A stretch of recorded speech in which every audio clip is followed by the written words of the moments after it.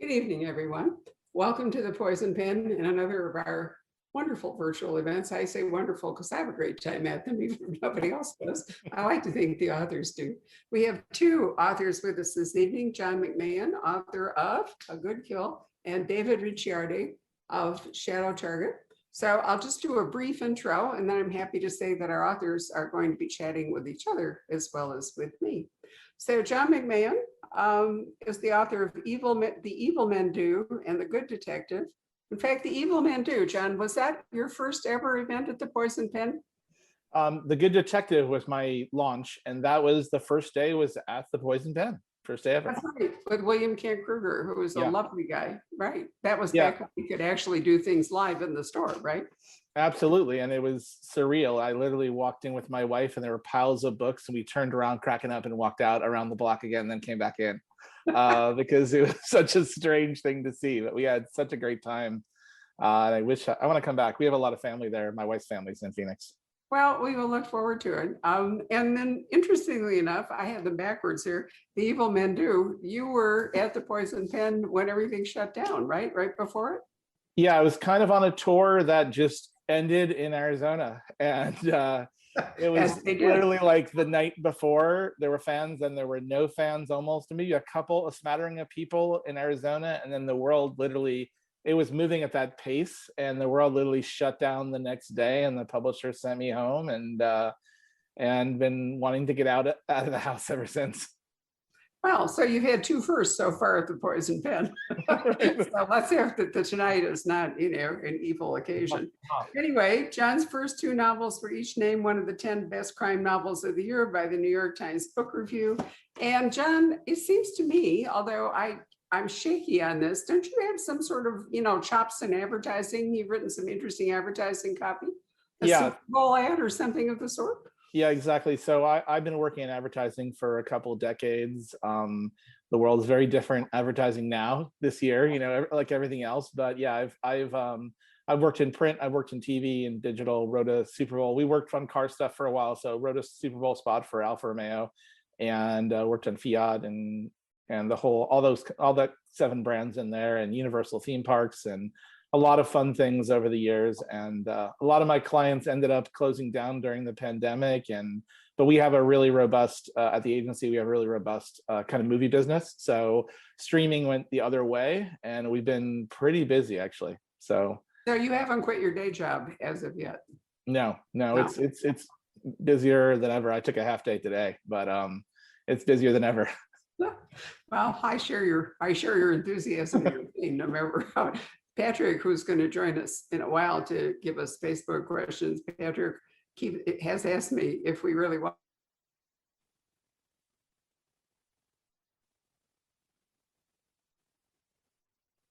Are we frozen? Yeah, we did this virtually last year, didn't we, dear? But you were here for the first two. Sorry, Barbara, you froze up there for a second. Oh, I did? Oh, well, sorry. I hope I'm not going to disappear and have to go to my phone, because if I do, it's going to be terrible. I said that you have been here for your first 3 books, although I think last year was a Zoom event, right? Yeah, last year we did it virtually, right? And the first year I was there for the launch of Warning Light was with Todd Scott, who's since become a friend, and we had a grand time. And then the second year I was there, I think it was the first 100-degree day we had out in Scottsdale, and we ended up having a nice dinner afterwards. Well, we did. So this is Jay Keller, who's a CIA field agent. And this is his 4th book, Shadow Target. I really love these books. Now, David has an interesting background in that he's kind of lived some of the things he does to Jake. Although surely you haven't gone down in a plane crash in the Alps. Please tell me this is not written from personal experience. It's a really terrifying scene. That's definitely a little literary license, yeah. Oh, okay.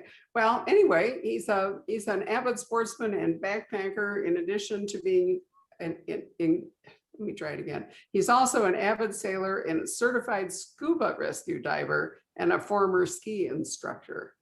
So maybe he would survive a plane crash in the Alps. Who knows? He's the author of Warning Light, Rogue Strike, and Black Flag, and now Shadow Target. And I would like to mention that both authors, John and David, have been kind enough to sign their books for the Poison Pen. So Patrick will put a buy link in the comments field on the Facebook comments field, and you can order them before we run out, which would be a terrible thing to do. So David, since I mentioned the plane crash, let's start there. That is a really horrendous scene. And do you know what? There are 3 big plane crash books this month. I mean, I'm not sure why is this, do you think, a function of COVID? We're all now scared to travel or what? Because Claire McIntosh, who we're speaking to Monday, her new book, Hostage, is a, disaster. Well, it's a closed country house murder on an airplane.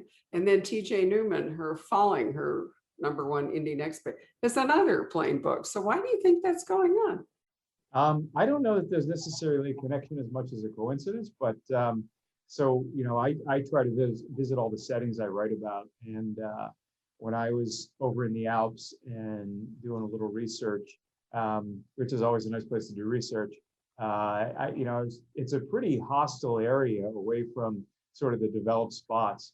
And I was thinking it would be a great place. I like to start off Jake on his back foot, where a lot of things have gone wrong already when the book opens up. And this seemed like a pretty good opening for it.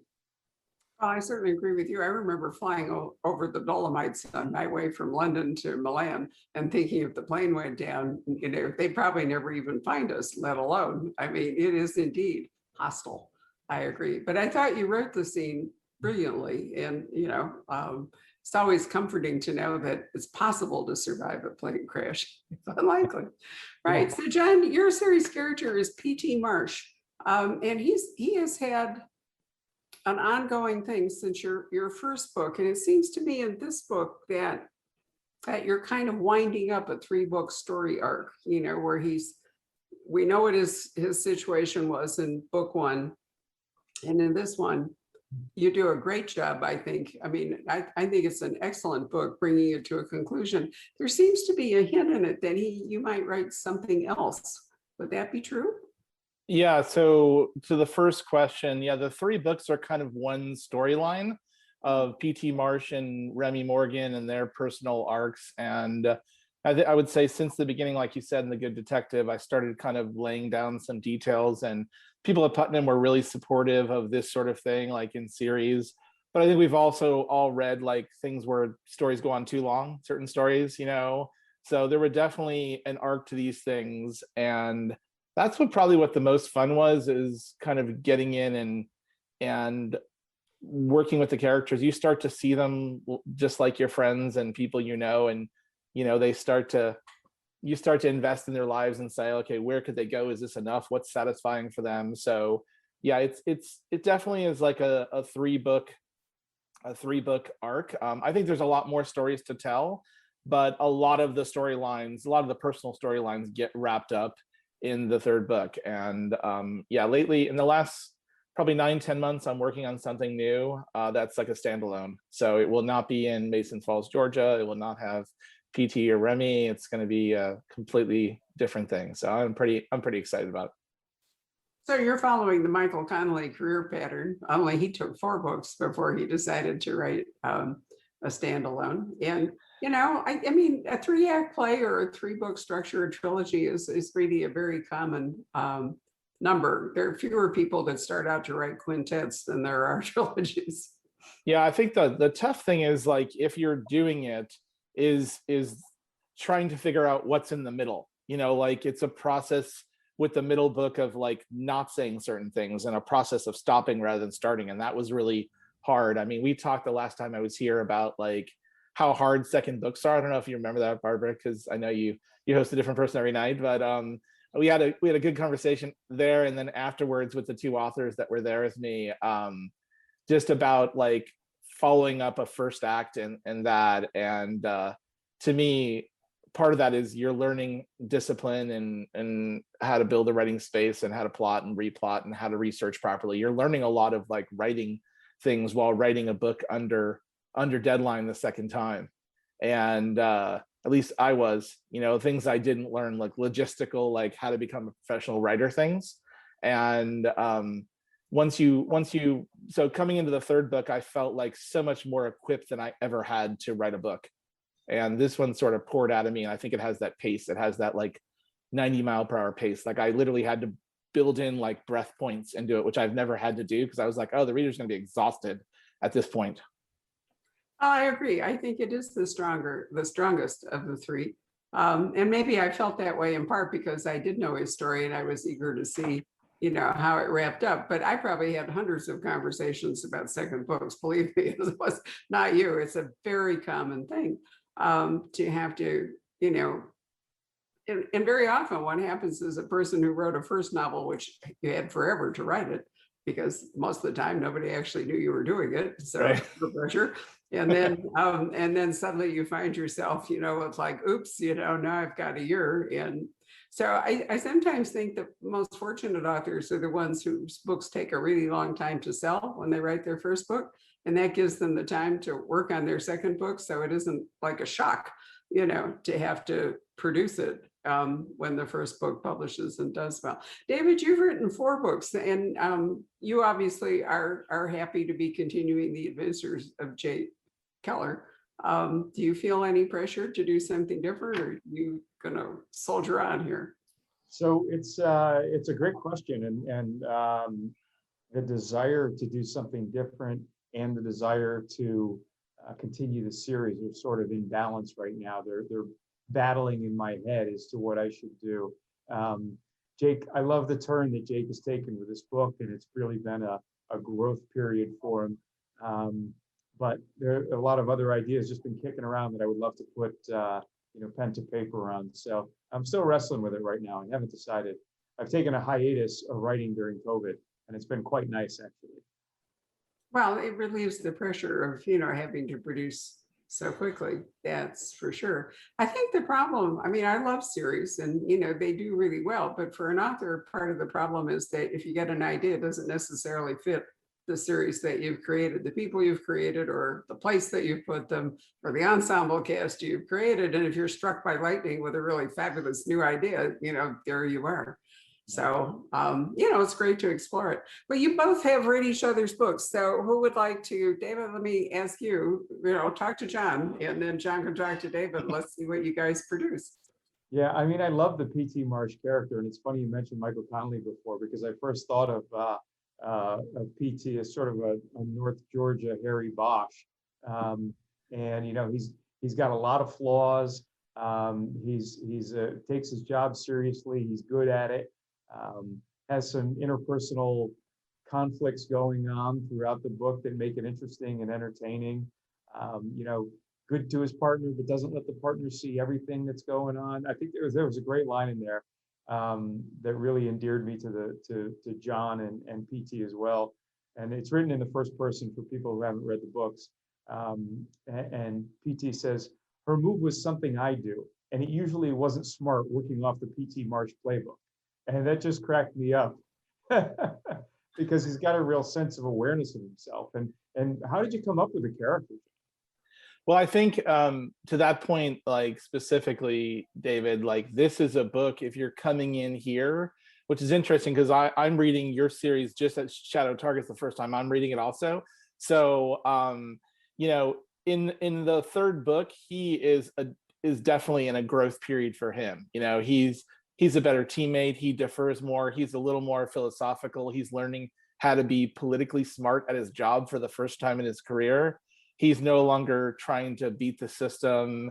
So to me, I really like that because it mirrors kind of how we all are in our careers. We have these moments of like growth and then moments of decay, and it's not always linear. So that's one of the things I liked. And I think Remy they're going in opposite directions. And that's what I'm talking about with the growth of the characters is really kind of fun. Like when they're, in the end of the second book, she sort of became my favorite character in the book. And it's weird to have a writer where the protagonist is not your favorite character sometimes, but in the last 100 pages, she sort of the evil men do, she sort of had the moral authority in the book, so much so she wasn't sure she wanted to work with him and with them. And that's kind of, where that book goes toward the end. And so I think to me, that's kind of the fun is like having these people. I think one of the cool things is that readers they learn the characters, and they become real people. And it's cool when, as a writer, you have the same experience, and they become people that real to you, and you start thinking, is this the best he can do? Like, you start having the same existential questions you have for yourself about the characters. Like, oh man, he can't keep having this same problem. He has to fix this. He has to work on himself here. So that's where you said you had a supporting character who you liked even better than your protagonist. That's happened to me a couple times. There's an 80-year-old English woman in Shadow Target who made her debut in my first book, Warning Light. And I had so many people say, oh, she was my favorite character. I loved her. And, she went away. She wasn't in the middle two books at all, but she came back in the last one. And I've had a lot of people reach out to me already and say, oh, I'm so glad Celia is back. She just has an edge to her that my character maybe lacks. I wondered about that because, and then I started reading just the first couple of pages of Warning Light the other day, and I saw he was sitting next to someone on a plane, and I was like, oh, this is kind of, but that brings up a question I have for you, which is, people don't find the books in the order that you write them necessarily. So how has that been for you, and what feedback do you get from readers who are reading it not in the intended order? Yeah, so I always try to put enough background into each of the books so you can read it on a standalone basis. But I think you'll get a lot more out of it if you read them in series. And I think it's from a character development and growth, and just like you were talking about before with Barbara, the arcs of the stories, the characters. So it's definitely been like a journey for the reader as well as for the characters. And I think you enjoy the journey a little bit more if you do get a chance to read the books in series. But if you haven't, I think you can enjoy them, as little flings as opposed to a long-term relationship. I think you can too, but I think it's a different problem for John. I think it's more important for John that they be read in order. And that's not to say that you can't read this third book, but we've already discussed the fact that it's a trilogy. So if you didn't start with The Good Detective, there are going to be things in The Good Detective, if you read it subsequently, that will be already spoilers. And that it's not the plot that's the spoiler, it's the character and the relationships that can end up. And occasionally, depending on how the first book is set up, occasionally there can be a suspect in a first book who turns out to be a continuing character in a later book. And if you read the later book, then the suspense of the first book in terms of that character is gone forever. So, yeah. But there's really no way, there's no way, John, I think that every person can can get to. I mean, the advantage of a store like mine is that we try to take away the book and say, no, start here, but that isn't how the real world works most of the time.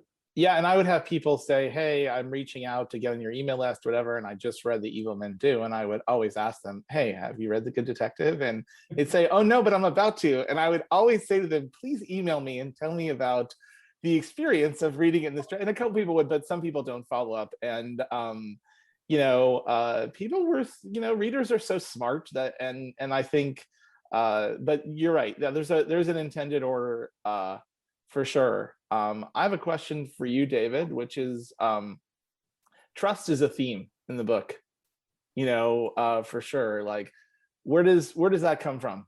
Like, is it better for the series if he trusts no one, or is it better for the series if he starts building a team of people he does trust? And how has that changed as you read each book? Yeah, it's something he's had to develop, frankly. And again, it's one of those progressions through the series. Like, he started off and things didn't go so well for him in the first book. Got himself arrested in Iran and tortured, and it was a very difficult time for him. And he felt as if somebody had betrayed him, but he never was able to resolve it. So he's always had this, the world of intelligence is there's a lot of assumptions, a lot of ambiguity, and that's just sort of the environment in which he operates all the time. So, trust is a commodity, the old line, the best way to know if you can trust somebody is to actually trust them. I would almost say he does it the other way, which is he starts off and doesn't trust anybody until they've earned it. and it's kept them alive so far. But it's also come at a cost. When you build those walls that isolates you personally, and he's paid a price for that. And in the fourth book, in Shadow Target, he tries to address that. So what do you like better? Do you like kind of having him be the head of an ensemble or him being solo character? I like him working both. I think it's fun to have him off solo on his own, really struggling for survival. Just relying on his own wits. But it adds a lot of depth and breadth, in fact, having him rely on these other people, because it changes the calculus. There's more variables in the equation. Some people can add things, some people can take away things, and it hits him emotionally as well as professionally. So bringing in the larger cast, if you will, in Shadow Target was a lot of fun, because I felt like it exposed more of his personality, and you saw sort of the emotional things he struggles with, even though on the outside he's this super tough guy. Yeah, it always feels like when you can have a great ensemble scene, like in some of the chase scenes, it always feels very cinematic. It feels like this is how, even if you wrote it as a one-man thing, this is how a director would do it. Hollywood would get a hold of it and say, no, there's the guy who's good at this and the guy who's good at this, and that's how we're going to do it. Yeah. And that's how that scene felt. I'm curious, what do you do for research? You have your character has things he has to know about with the military, and then there's things that are, I don't know how you call it, like logistical clever things, like how to make a taillight kill switch, and like some of the, like, that's not a military like grade thing. So where do you get that stuff from? I'd be asking the same question, by the way, to this whole kind of group of writers who are writing your genre. I've been really fortunate, and I've been really fortunate in that I've been able to rely on friends and friends of friends for a lot of this information, like friends who are, military, special ops groups, law enforcement, FBI, or local intelligence community, diplomatic community. And so I kick around a lot of ideas with these people, and they give me some really good suggestions. And once in a while, we dial it back a little bit for the book. And then once in a while, we'll exaggerate it for the book. But it's great, like little things like, like the taillight kill switches, for example. Like that was an old FBI trick where they used to put those in their cars when they were running surveillance, and same thing with the headlights. So that's one of the most fun parts of doing research, is talking to a lot of these people who've done this professionally for decades, and learning some of their tips and tricks that they don't mind seeing in print. So John, let's address the question of how you know about police procedure, because you're writing about a cop. Yeah, so there's a ton of research. And then after the first book, you start to reach out and get to know some people. There's also, we're living in a time now where there's a lot of first person things. There's a lot of first person, podcasts and cops that do things, and a lot of them are nice enough where if you reach out to them, you can establish a connection and say, like, how would you handle this, or what do you think of this? And usually they're pretty good. The people I've talked to kind of prefer to just stay anonymous and get a copy of the book. They'd rather do that. But there's a lot of first person stuff that's out there, and then a lot of research. You have to get it right, for sure. John, one of the things I really liked is the way you had PT was doing these quid pro quos with I'll say a politician. I don't want to give too much away for anybody who might have not read the earlier books, but and again, I apologize for the dog barking noise in the background. We don't even have a dog, but it's just kind of a COVID thing. So I have a little tape here of a dog barking. I love that, and A Good Kill opens with one of these quid pro quos coming, it's due, like right now. And it's a great scene. It's super suspenseful. And for me, coming in on the third book, it made me immediately want to go back and be like, oh, what happened? So what sort of made you put those things in there where, it builds up all this conflict, which is great because you resolve it over the course of the entire book? Yeah, I mean, I think that's what I knew going in terms of thinking about where I wanted to start. Um, what I knew is that I was going to want to start with what am I trying to say? With with that favor being called out, like so right away, he's been sort of trading favors with this person for 3 books, and the shoe is sometimes on the other foot, and he knows it's the wrong thing to do, but he needs to do it, or the other person needs to do it, has to do it to him because he's cornered. And what I knew is I knew that PT was going to be in a place where he's getting more healthy and he's growing and he's changing. And then right when he's trying to do that, he's going to get asked to do something that he does not want to do, and he's going to have to do it. He put him in a compromising position, and he knew it was a compromising position, but it was, there were extenuating circumstances. I love that scene. It was great. Yeah, and it's funny, like it was already written, because these things get written so far before they get out there in the world, especially in the last year. But I've had readers email me and say, I can't wait to see what favor he get asked. And I was like, it's not like I was hiding it in the second book or anything, but they're so readers are just so perceptive. But that's what I wanted to do. I wanted to say this is, I think he's in different states. I think in the first book, he's in this I have nothing to lose, and he realizes that's a lie. You always have a lot to lose. And in the second book, he's very fragile and trying to learn, and it's kind of like everyone stop moving and I'll fix myself. But that's the problem, is nobody stops moving. In fact, people start moving twice as fast when you don't want them to.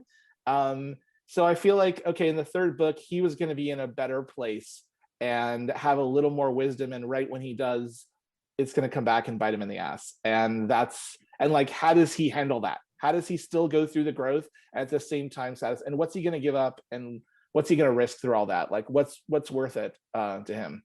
That's great. My character went through a similar progression where in the first book, he started off with just getting his feet under him. Second book really came on strong, was a real power player.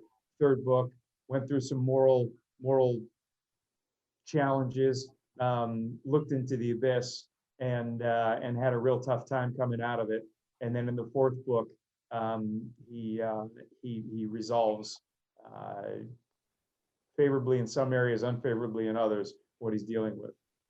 Both of you have a little bit of the Marquis de Sade built in, right? A certain amount of sadism or torture. Why you brought that up, I wanted to point out, because I think it's an interesting contrast here, given the 2 kinds of books you write about the location or the landscape of the book. So P.T. Marsh, I mean, he can't really move out of Mason Falls, Georgia, because he can't be a cop.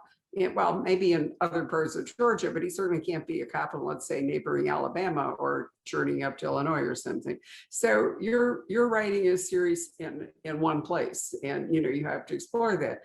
David, by the nature of a thriller, you're moving all over the landscape. So you're starting out in the Alps, where it's desolate and terrible, and you go to Paris, where it's sophisticated and wonderful, and you're in London. So thrillers almost always move across a wide number of landscapes, because there's always a chase element in a thriller. So is that part of the reason each of you chose to write the kind of book you write, is that you're more comfortable with that kind of location?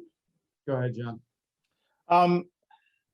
I don't know. I mean, I knew in the first book there was going to be a subplot that kind of goes back to the time of the Civil War, so it had to be set in the South, and I had been traveling to Georgia on and off for 10 years. So I knew, and what would happen is we'd be on a down period in between filming something and prepping. And for whatever reason, I started driving up north, and I just kind of fell in love with that area. So when I got to the point of writing that book, I was like, well, this is the area that I know, and am going back to frequently, so I can research more and more of it. I ended up spending a ton of time there, not like a resident for sure. I'm not a local. I have to do a lot of work there, but it's fun building out a fictional place. It's you can take pieces and parts of Northwest and Northeast and kind of move them, I've had people say, I think I know where it is. You know, I think I know where Mason Falls is here. And then like suddenly it jumps and it's, 100 miles away. So I think it gives you a certain liberty. And I grew up in a lot of different places. So I think that gives you some license to like not feel ownership over one area. But I would say also that in the thing I'm working on now, kind of in the next book, I am kind of like all over the country. And it is kind of freeing to be all over the country and to travel. It's in LA, it's in Houston, it's in South Florida, it's in North Florida. So it is kind of fun to like build little mini universes all over that you're part of. But Yeah. David, what's your answer? I personally have like a little wanderlust where I love to travel, love to go explore new places and participate in new activities and things like that. And I see, when I create a setting, I like to bring the reader along, almost like it's a little vacation for them, where they're immersed in the book. I want it to be a sensory experience. I want them to smell it and feel it and taste it and really experience it and make it feel like they're right there next to the protagonist. So setting it in the ice cold Alps or in Paris, as Barbara alluded to earlier, I feel like it's like a little trip and a little, I don't want to say education, but a little vacation for the reader as well. I always think of, a really good book is like a tripod. You've got character, and then you've got plot that arises out of character, but then you've got the landscape or setting of the book, in which they are operating. And if one of those is weak, the book it wobbles, and I think, John, you make a good point that it's fun to build out, a fictional place on a larger scale than David is doing when he's taking us to locations, but we're only there for a short time. Paris does not define the book in a way that Mason Falls actually does, define the books. So it's interesting that you're choosing to change that, John. You're not going to write like another smaller community book. You're going to move around. Yeah, I mean, first of all, I'd love to write more P.T. Marsh books. I'll just throw that out there. That's I think it's good for me to get my head out of it for a little bit and write something different. But I love that town. I think of that town as like it's totally a real place in my mind. I've like mentioned things to my wife where she's like, that's not a real place, right? Like that's that's just a place in your book, right? And I'm like, yeah, I sort of know that, but it is and I'll say that like you have to take it seriously. I have like a scribble I've done, and then for Christmas my daughter made like a full size like poster board. I had a scribble of a map, and then I would like put all these things on it, and then at some point she has like a whiteboard wall. I took the scribble in and drew it on her wall, and then for Christmas she put it on a big poster board. So I have like a real legitimate map of like the whole freeway system of the area and everything. And I will say the books are starting to like go out a little. Like the first one was just in there and kind of a rural area near there, and then the second one's a little wider landscape, and this one there's some trips down to Atlanta, so it's getting a little bigger. But yeah, it's a constricting thing. But I just I don't know, I'm writing an ensemble, like kind of like a high concept FBI ensemble type book, and it just brings you on the road. And I think what you do lose is like the setting isn't a character as much. You can write great setting, but it isn't a character as much as it is in the P.T. Marsh books. Like I think it feels like a real place, and it has a dimension to it that you lose when you're kind of hopping around. I bonded with Tony Hillerman and the Navajo Res, and Bob Parker in Boston and so forth. And I love landscape as a real character. I really do. So David, when you're picking places, are you picking places that you yourself like to go, or that or are you picking places based on the plot? I mean, does the place direct the plot, or does the plot direct the place? Great question. It goes both ways. A lot of times, like we talked about with Shadow Target, I was actually, on a ski trip, and when the plane crash idea came to me. But there are other times where I said, okay, I guess just take one step back, is I like the setting to provide some sort of physical challenge right there. I like it to make Jake's life more difficult because he's either traipsing through a desert, or he's in a war-torn country like Yemen or something like that. In this case, he's up in the Alps. So I like it to complicate his life. Sometimes it's the result of a place that I've been that has inspired something. More often, I would say it's I've chosen a place that represents, either for a political reason or just a physical challenge, and then I've built some of the plot around that. So for me as a reader, I read, and we host a ton of books, like yours, so to speak, or at least in that general direction. And sometimes I find that I bond with one because of where it is. I'll take Jack Carr for an example, because he's kind of my guy. I'm growing up to replace Vince Flynn, and I'm very fond of Jack. And I like his books, but his third book, where he goes to Eastern Russia, is the one that really wins my heart, because it's so incredibly dramatic. I'm not that familiar with it. I studied Russian in college and all, but there's that landscape in that book, and I'm going blank as to the title. I know The Terminal List is the first one, clearly. What is it? The Devil's Hand is the fourth one. So I'm losing the title of the third book. But, sometimes I bond as a reader with a book because of the place, even if the story, whatever, Right. Is just as strong, or sometimes the plot's more interesting, but sometimes I'm engaged. I think that people who read crime fiction in a very broad sense, part of the reason they read it is to learn things. They read it to learn stuff, because it's a great way to do that. They're curious. Many of them like to travel, they want to broaden their horizons. And I often think that readers bond to books in a long series sometimes, by where you happen to put it, if it's a personal interest. So, we'll see how that works out. The only person I know who has designed a series where he can go different places and never have to drag anything else along is Jack Reacher.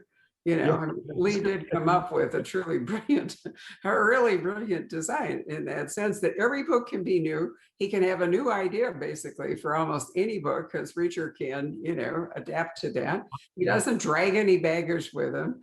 We always expect him to be somewhere completely new. At 25 books, 26 coming up in October 20, what is it? We're launching at the 25th of October, I think.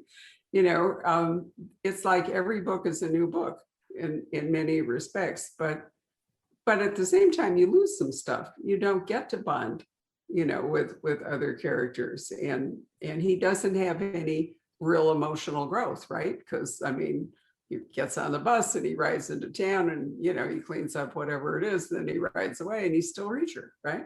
Yeah, all he's got left is his toothbrush. Well, but there are trade-offs. No matter what you write, I think there are trade-offs Sure. for you as an author and for us as readers, and that's great, because that means we can read lots of different books. I do find that readers, you said an interesting thing, John. You're right, but they're also persistent. If they get invested in you, they are not interested in waiting for months, till the next episode. Well, that's why if Jack Reacher ever stopped in one of those towns and fell in love, half the readers would burn down the bookstore, the other half would insist that he stays there and does something with that person, so it's he has to keep moving. I heard news of that last night. Rob and I were watching something on PBS called Halifax, which I gather was a series maybe 20 years ago, and now they brought it back. And of course, it's serial television. So there's, I think, 8 episodes, sometimes it's 6, whatever. And they're under an hour each. It's not like the hour and a half one, which many of them are. And we watched the first one, in 4 segments, but then in the 5th one, we got impatient. So we watched all 4 of them last night.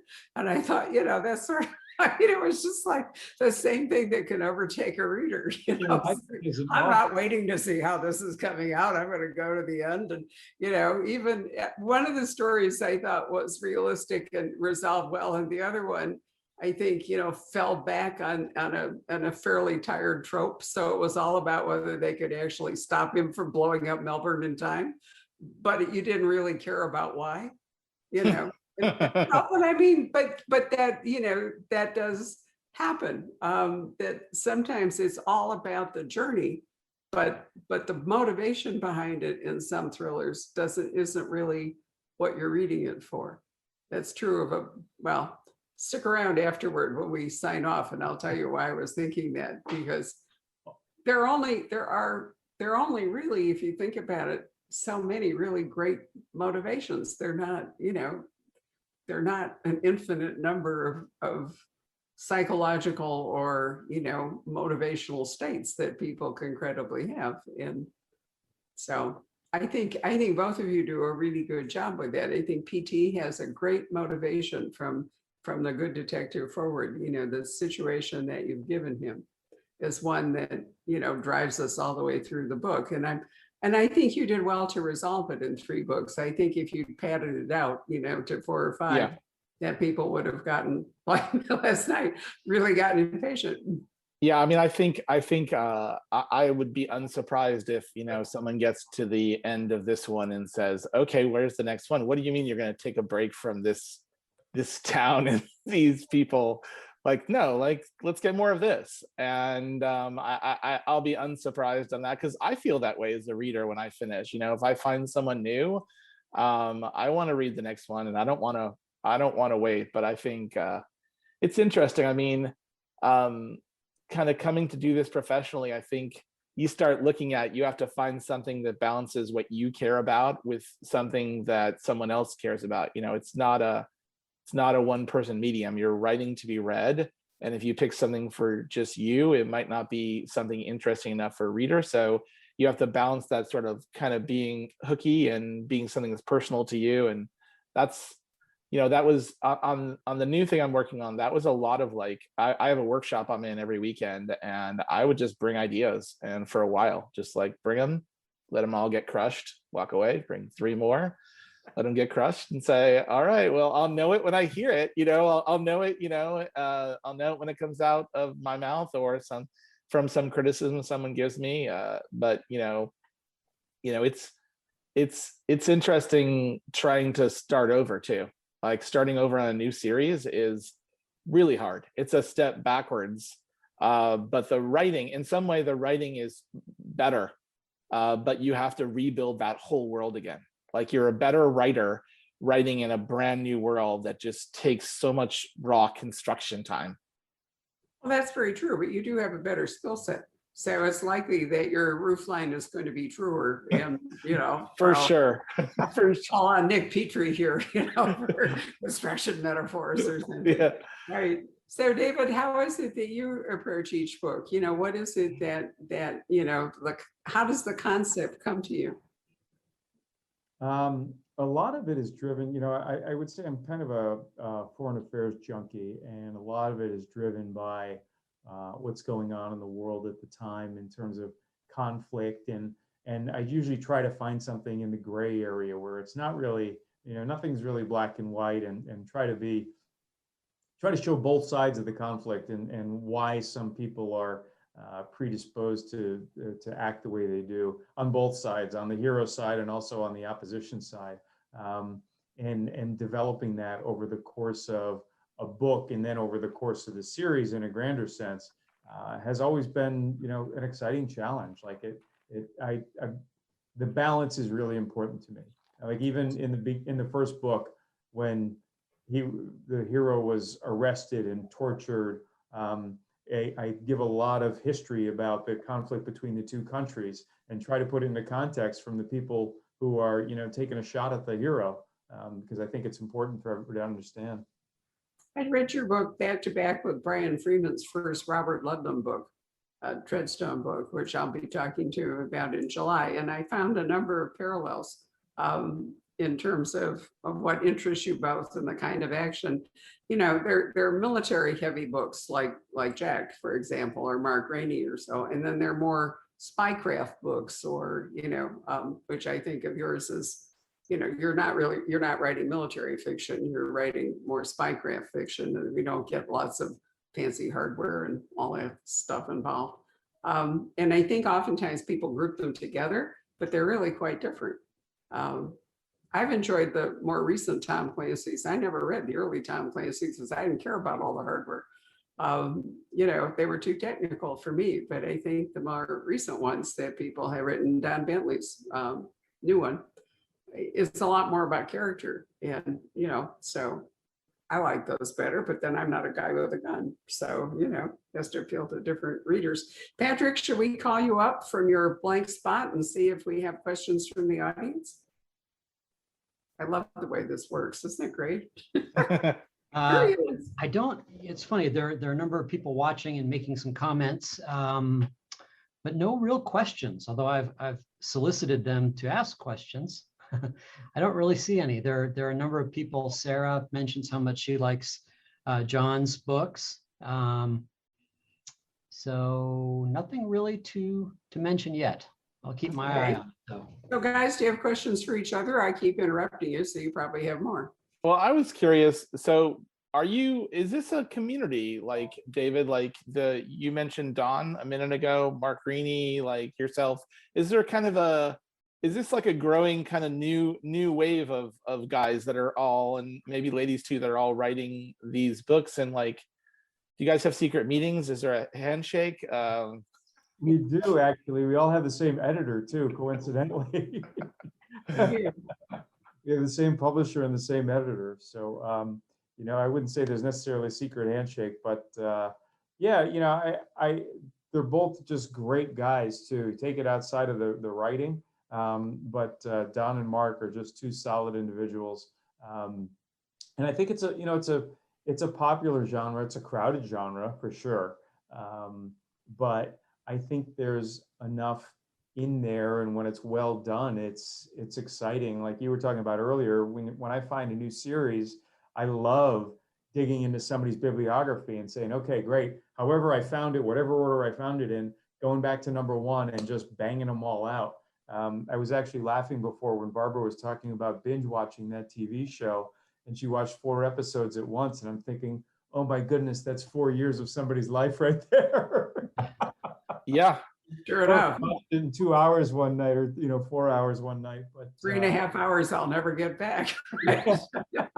But it was more worthwhile than an old Star Trek movie we watched not too long ago, which was like the investment of time on the author's part, and in creating all that. And I'm glad it was entertaining and everything like that. I was actually, Barbara, I was there last year with Don.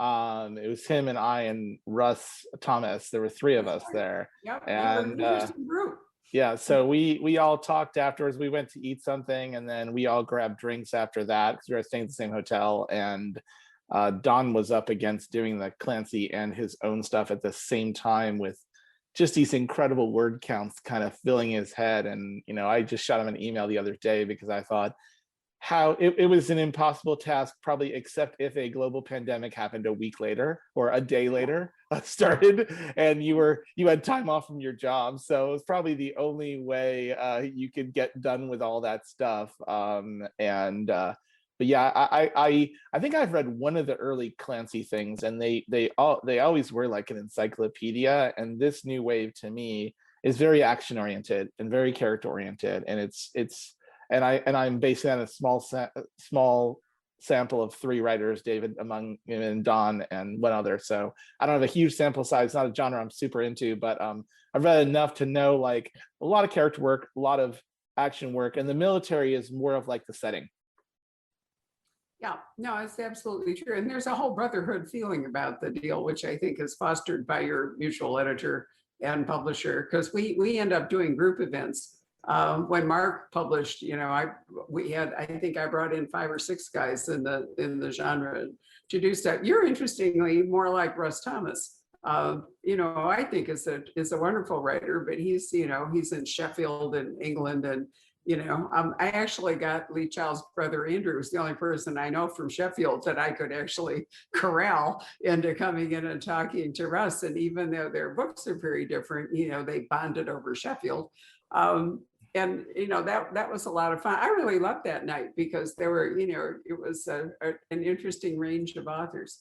Yeah. And I miss the afterward parties. I mean, it was fun to do it in the store, but it was a lot more fun to go out to eat afterward and, and talk. So Yeah, I always wonder whether the publisher knows what they're getting into when three of the writers, you have dinner and then they have drinks over dinner and then they go back and have more drinks and somebody says, well, they made me a website, and someone else says they didn't make me a website and they did this, and I was like, oh man, does the publisher know what they're getting into when they put three of us together at the same house, especially or related houses like we are on the same floor. But we had a great. I say we have a poison pen right at the Hotel Valley House, so that everybody went there. But no, so it was really a lot of fun, to talk to everybody. I mean, there are things that you say in public in front of an audience, and then there are things that you can talk about in terms of the books and craft and so forth that would be total spoilers if you did them, at the time. That's the only frustration of doing so many book launches or early in the, right when a book comes out, is you can only talk about a book in a very confined way, right? Because you're going to ruin it for the reader if you've read it because you wrote it. I've read it because I'm your host, but we can't assume that anyone else has had time to read it. So we've done a couple of book club follow-ups, which have been interesting. We did one for Brad Taylor and we did one for Brad Thor, and we're about to do one for Jake Tapper with David Baldacci. And, the deal is that we're going to talk about the whole book. So you have to delay it for a while to give people a chance. If we had more time, I would do that much more often for authors, because I think that there's a lot of valuable feedback that you would get if you could talk to readers who've read the book, and the readers can get from each other. Patrick, it's been interesting, hasn't it, to do it? It sure has, yeah. Yeah, it has been. Actually, I have a question or two that have come in. I think I guilt tripped them into submitting a few. Lauren asks, David, how would you describe Jake's character progression over the course of the 4 books? Yeah, he's definitely gone from a lone wolf, very self-assured, to getting that self-assurance beaten down pretty hard over the course of the 3rd book. By the time of the 3rd book, he's really not sure what's going on, and he's not sure who he can trust and where his life is going. And then the 4th book is his attempt at redemption and his attempt at I would say figuring out what his priorities are in life. Let's see, here's kind of a random question, but an interesting one. Tony asks, what 3 books would you take on a desert island?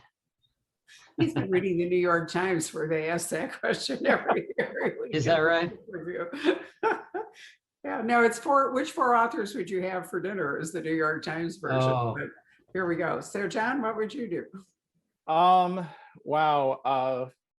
Probably my favorite writer in the last 15 years is James Lee Burke. So it would probably be a James Lee Burke book. If I have to pick one, I'll pick 2 of his. Heaven's Prisoners, if anyone's read that, is one. And then I'm trying to think of the one that came before. There's a new East of Eden. It was the one that came before that. The Jealous Kind. The Jealous Kind to me is like one of the prettiest books. The descriptions are just so thick. It's if you like Burke, a lot of people think it's too thick. If you don't like him, if you love him, then you love it, and you just want to like climb inside a scene, and you're just like dripping with details. So that would be one. Oh. All right, I would say Endurance by Alfred Lansing. And for those that don't know the story, it's about Shackleton, who is shipwrecked. I read it while traveling from Ushuaia to Antarctica in a typhoon. Oh my goodness. It was the most vivid reading experience I've almost ever had. And we actually sheltered behind Elephant Island. Oh my God. Amazing. Yeah, so it's one of my favorite adventure stories of all time. And I can't imagine, I'd like to do that trip myself one day. But it'd also be pretty good if you're marooned on a desert island because it's all about survival, a shipwreck survival. And there's a couple versions of the story out, and the Alfred Lansing version is in my opinion, the best by a long shot. The practical side of me would want to I have over on my shelves the U.S. Army Guide to Survival, just because it would also be a practical book to have along. Teaches you how to make snares and how to trap animals and things like that. As far as reading pleasure goes, I honestly would probably bring something like Edgar Allan Poe, because I can read that over and over again and find new things about it that I like a book of short stories. I think that would probably be it for me. I wonder if anybody ever says Robinson Crusoe when they're asked that question. Probably not. Oh, but he's right about endurance. And, the brilliant thing about Shackleton is that he brought everybody back alive. I mean, under absolutely unbelievable odds. So it's a great story and a true story. That's even more surprising. It's a true story. Yeah. My favorite fiction book. So Patrick, let me, I'm sorry, was there anything else? No, nothing Okay. I can see. Well, then let me remind everybody, these two terrific books, Shadow Target by David Ricciardi, the fourth Jake Keller, and A Good Kill by John McMahon, the third P.T. Marsh, end of the trilogy. Autographed copies can be yours at the Poison Pen. We will have a podcast available for you to listen to, should you wish to, and this will live forever on our Facebook video page, so you can encourage other people to watch it. So let me say thank you to both our authors. Don't go away. Patrick is going to take us off Facebook because I have something to say to you. Thank you for joining us, and good night, everybody. Enjoy the rest of your evening.